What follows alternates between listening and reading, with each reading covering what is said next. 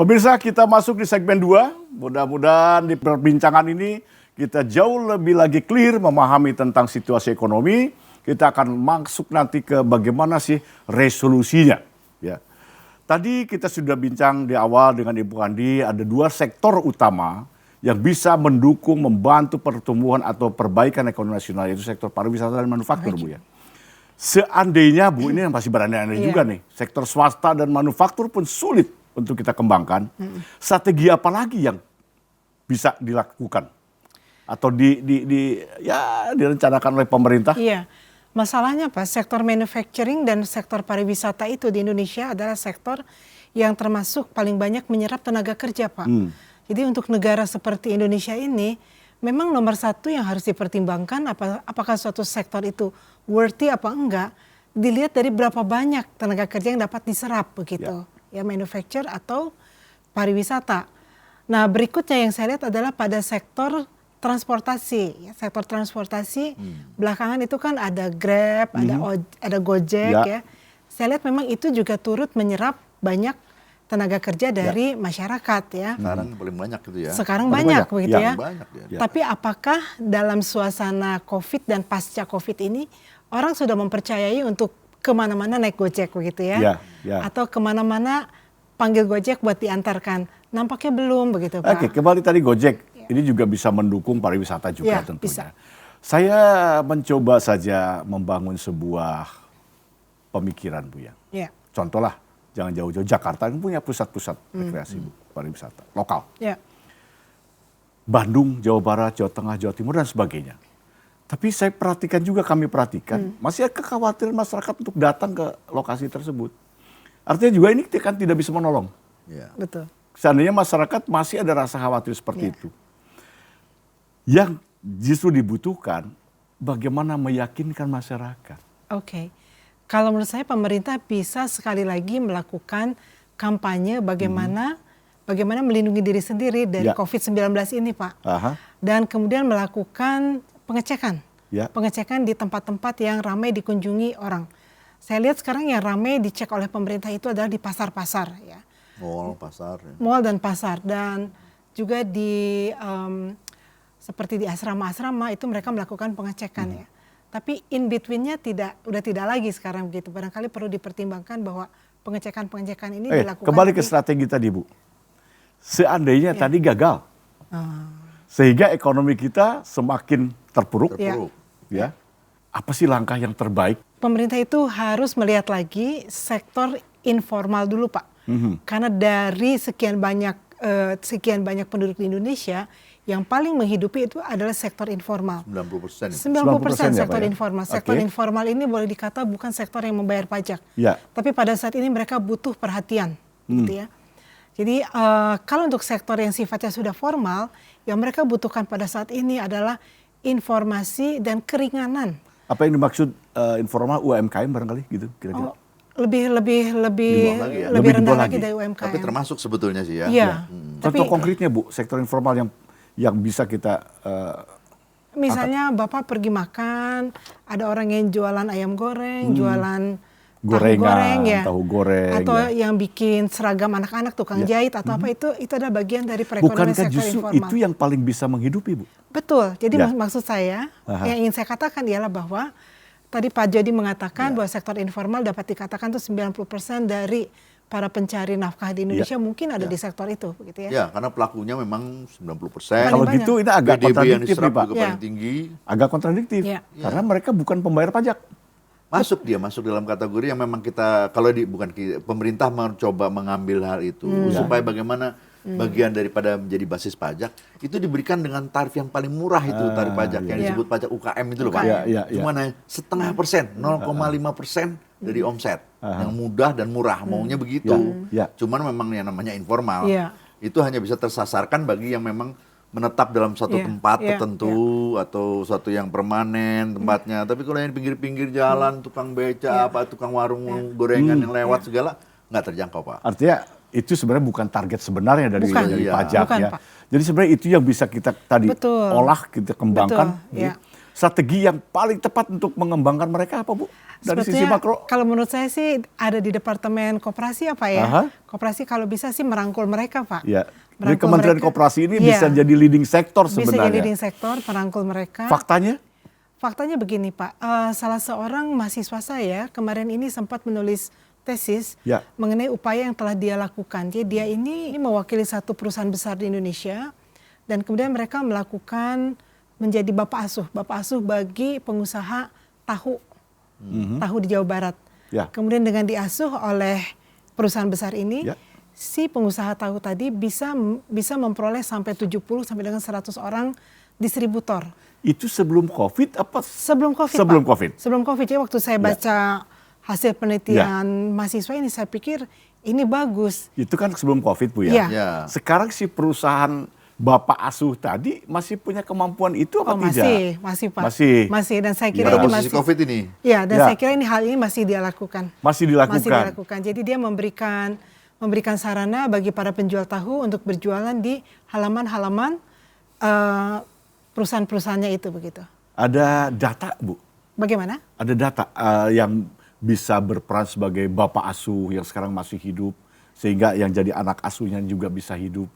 Masih Ya. ada tidak Ini perusahaan seperti itu?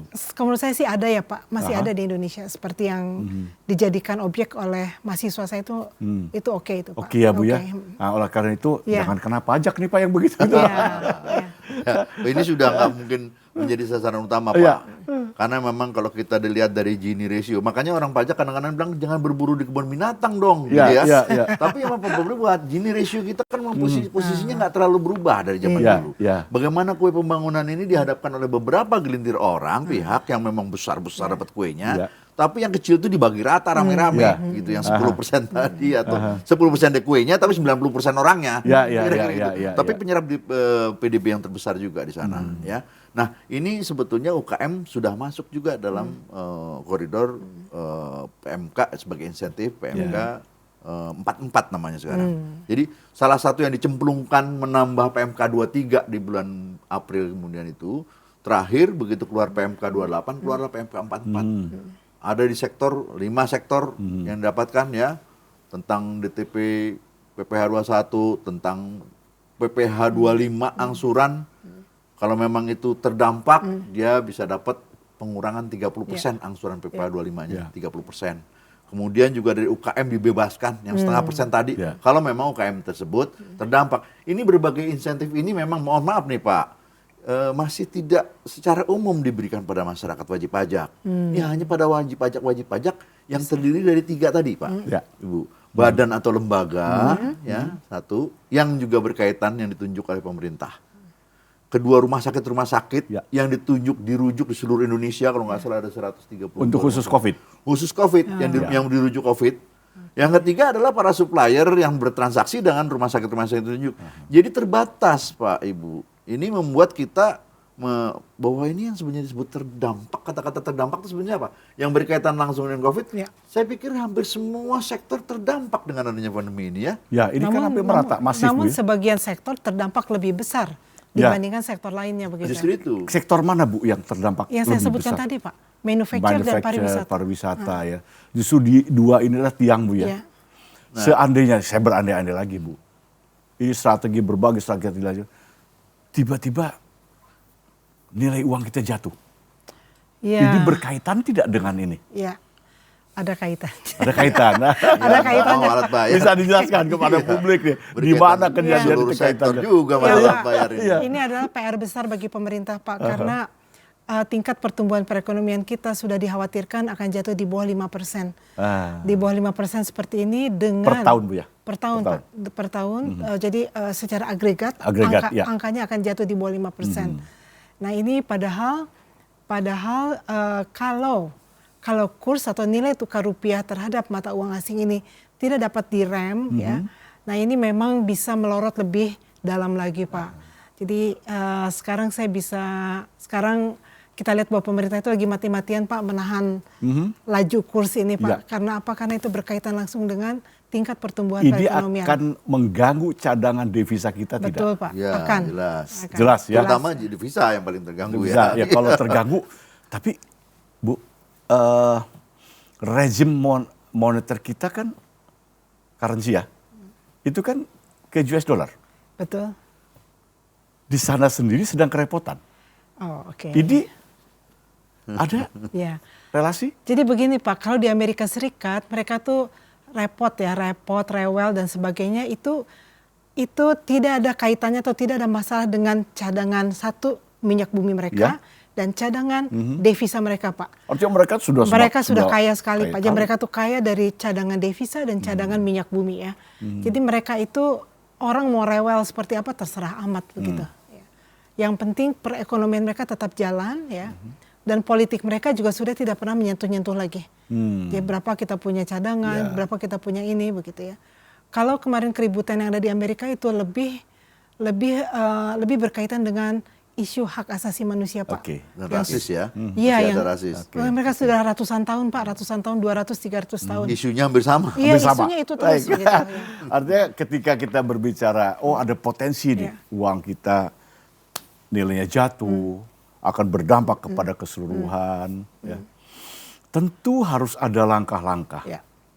Di samping tadi membangkitkan kembali sektor-sektor terdampak kuat tadi Pak. Nah bagaimana juga kita langkah terhadap. Nah begini Pak, kalau di Indonesia kurs rupiah terhadap mata uang asing itu harus ditahan seperti apa begitu ya. Itu karena kita ini boleh dikata hampir semua raw materials untuk produksi atau untuk industri memang kebanyakan masih import dari luar negeri. Itu yang menyebabkan kurs kita naik terus. Begitu. Berutang dalam bentuk currency asing. Iya, kita itu masih butuh currency asing buat beli-beli materi untuk industri dan untuk raw materials untuk hal-hal lain yang dibutuhkan buat yang bisa seperti tahu tadi pun. Karena ketergantungan impor untuk bahan bakunya Pak. Ketergantungan impor. Ketergantungan impor lah yang menggerus devisa tadi. Betul, Sehingga cadangan devisa yang cuma bisa untuk 6 bulan, lama-lama makin tipis karena sekarang menurut Bapak Ibu cadangan devisa kita bertahan berapa bulan nih? 3 bulan Pak. 3 bulan? 3-6 bulan. Waduh, setelah 3 bulan? Ya itulah. Harus cari dulu Pak, harus cari uang itu. Apakah pinjaman lagi? Nah pemirsa ini yang mengkhawatirkan.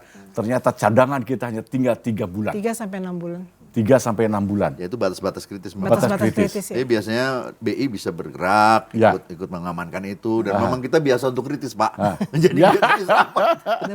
Tapi kekritisan ini apakah bisa ditanggulangi dengan pendapatan pajak? Justru itu Pak. Ini pajak memang, saya udah berkali-kali menyebutkan waktu itu membahasnya. Bahwa pajak kita sebaiknya pertama kita mengutamakan reguleran.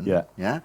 Kedua, kita bagaimana bisa membuat peraturan atau insentif ini untuk sekarang, untuk masa yang singkat, secara kita lebih baik kehilangan pendapatan penerimaan secara temporary. Ini kan diperkirakan September. Kita padahal nggak ada yang bisa menebak sampai sejauh mana. Mungkin saja sampai Desember Pak ya. Sampai Desember, mungkin juga tahun depan, kita belum tahu. Tapi untuk sementara September, ini aja sudah banyak sekali. Kok September sih? Kenapa nggak sekalian akhir tahun, satu tahun fiskal misalnya gitu.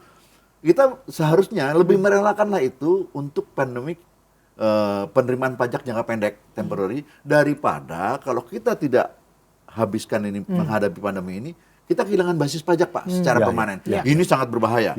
Karena pasca krisis itu akan lebih hilang lagi basis pajak, memulainya sulit lagi untuk bisa meningkatkan tax ratio kita Pak. Pada posisi kalau ini, kehilangan basis pajak tadi ya. Karena mutung istilahnya kan, wajib pajaknya udah tidak mampu, tidak bayar, tidak diberikan insentif, malah hilang dia.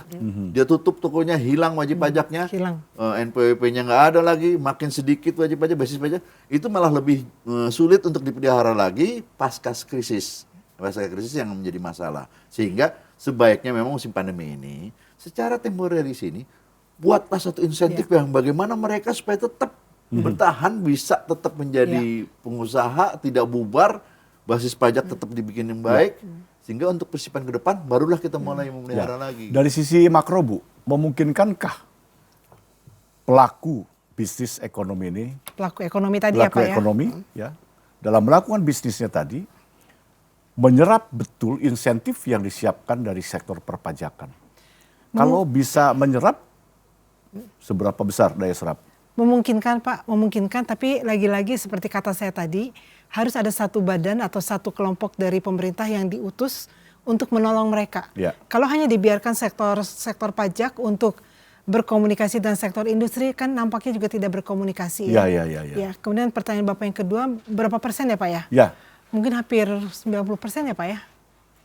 Yang apa yang 90% nih? 90% yang bakal butuh pertolongan Pak. Pertolongan untuk bisa bangkit lagi. Artinya begitu kritis ya Bu ya? Kritis Pak.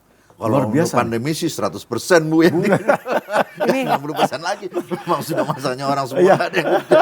Ini angkanya udah saya perhalus Pak. Perhalus. Jadi yang punya profesi jadi guru udah deh masuk dan 10% Gitu ya. gitu. Jadi jangan 100% banget lah Bu Iya. ya. Ini kan Iya. mengkhawatirkan dan Kan mengerikan. persoalannya pada masa ini sebetulnya kita cuma dua pilihan kita. Ekonomi atau kesehatan. Ya. Pilihannya cuma dua Pak. Setuju. Kalau memang kita mau kesehatan sama sekali nggak ada ekonomi, hilang sama sekali. Kan kayak ayam mama telur dia. Tapi dibikinlah hidup sekarang nih PSBB. Bukan berarti pandemi ini udah usai Pak. Ya Belum. betul. Bapak lihat di angka kan naik. Naik Kemarin aja 1.853 satu hari orang terinfeksi. Oke, nah inilah sebuah pilihan Pak ya. Ya. Apakah ekonomi atau kesehatan? Kesehatan dulu. Nanti di segmen ketiga kita akan berbicara tentang analisa situasi risikonya ya Pak. Baik, kita break lagi di segmen 2 ini. Mangga, minum lagi. Kita Ya, lagi. kita Bapak Ibu. Kita lagi.